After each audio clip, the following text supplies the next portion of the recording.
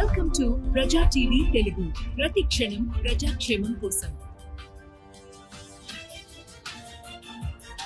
గూడూరు నియోజకవర్గం చిల్లకూరు మండలం తూర్పు కనుపూర గ్రామంలో వెలిసి ఉన్న శ్రీ శ్రీ ముత్యాలమ్మవారి తొలి రోజు గ్రామోత్సవం ఘనంగా జరిపించడం జరిగింది.